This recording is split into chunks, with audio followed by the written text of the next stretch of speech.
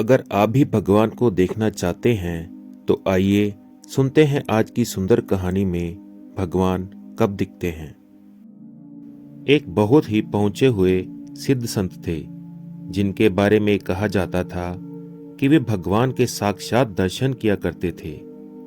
एक बार भिक्षाटन करते हुए महात्मा जी का पड़ाव किसी गांव में हुआ। गांव के जमींदार बहुत ही संपन्न थे और अब भगवत भजन में अपना मन लगाना चाहते थे। जब उन्हें पता लगा कि गांव की सीमा पर सिद्ध संत पड़ाव डाले हुए हैं तो वह महात्मा जी के पास पहुंचे और बोले, गुरुजी, हमको भी भक्ति करनी है। लोग कहते हैं कि आप भगवान के साक्षात दर्शन करते हैं, हमको भी देखना है। महात्मा जी ने जमींदार की बात को अनसुना कर दिया और कथा करते रहे। नित्य यही क्रम चलता रहा। जमींदार प्रतिदिन कथा में जाता और महात्मा जी से वही एक प्रश्न करता कि मुझे भी भगवान के साक्षात दर्शन करने हैं। लेकिन महात्मा जी जमींदार साहब के प्रश्न को अनसुना करते हुए कथा वाचन करते रहते।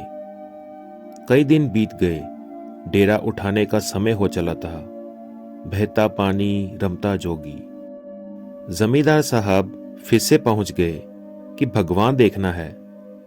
इस बार महात्मा जी ने एक क्षण सोचा, विचार किया और जमींदार साहब को लेकर पास में बह रही नदी की ओर बढ़ गए।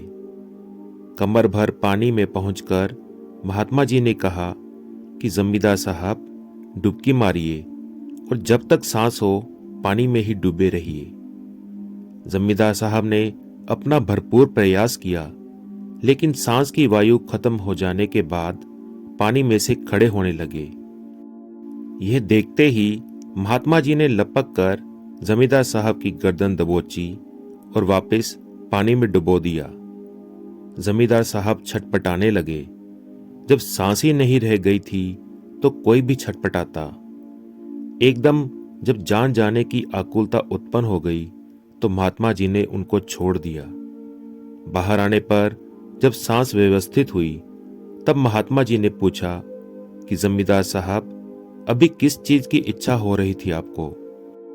तो जमींदार बोला कि सांस लेने की। ऐसे समय तुम्हें घर, बंगला, गाड़ी कोई तुम्हारी सांस के बदले में दे रहा हो तो पगला गए हैं क्या महात्मा जी? उस समय सांस के अलावा कोई और क्या चाहेगा?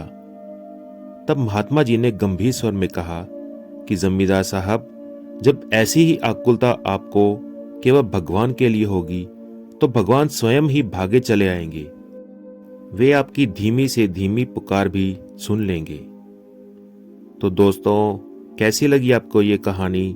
प्लीज कमेंट करके जरूर बताएं और इसी प्रकार की अच्छी अच्छी और सुंदर कहानियां सुनने के लिए चैनल को फॉलो करना और सब्सक्राइब करना ना भूलें। धन्यवाद। जय श्री कृष्ण।